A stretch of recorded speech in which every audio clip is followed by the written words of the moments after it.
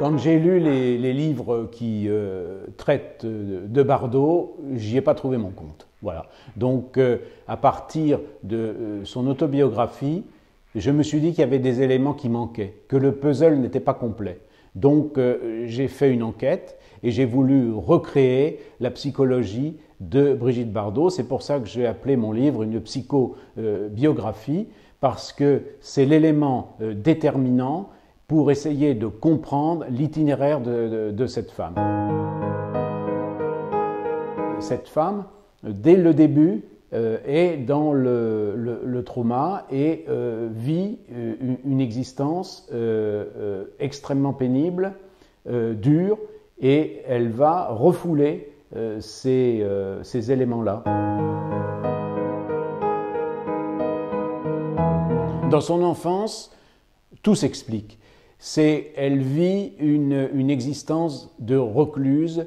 Ses parents ne la laissent rien faire, la privent de la moindre des libertés, et quand elle fait une bêtise, elle est giflée, elle est battue.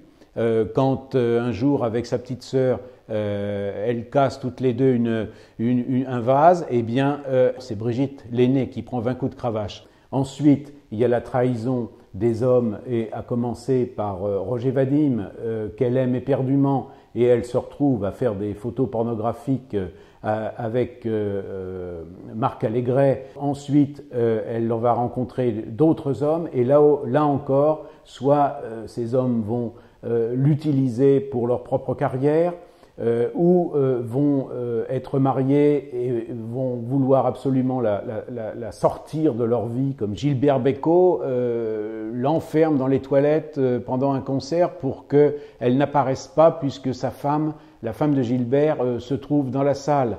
Comme Sami Frey, où Sami Frey raconte que pendant la guerre de 1940, il est une bête traquée par les nazis, où en réalité, ce n'est pas du tout le cas. Ensuite, il y a son autre mari, Jacques Charrier, le père de Nicolas, qui lui aussi est extrêmement violent, l'empêche de sortir quand elle est enceinte, lui fout des coups où, à un moment donné, on croit même qu'elle va perdre son enfant. Elle dit: on ne peut pas forcer une femme à avoir un enfant. Quand elle se met à défendre les animaux, on la traite de folle. Bah oui, bien sûr, parce qu'on se dit, voilà, elle va défendre les chats, les chiens, etc. Mais il faut comprendre que c'est un processus qui vient de loin, qui vient de l'enfance, des traumatismes de l'enfance, qui vient des trahisons des hommes. Elle n'a confiance en personne, elle ne peut plus avoir confiance en personne. Il n'y a que les animaux qui peuvent l'apaiser, qui peuvent la sécuriser. Et alors c'est là où c'est très intéressant, c'est qu'aujourd'hui, c'est bien sûr le combat de sa vie, mais c'est notre combat en même temps, parce que Brigitte Bardot, c'est la première écologiste.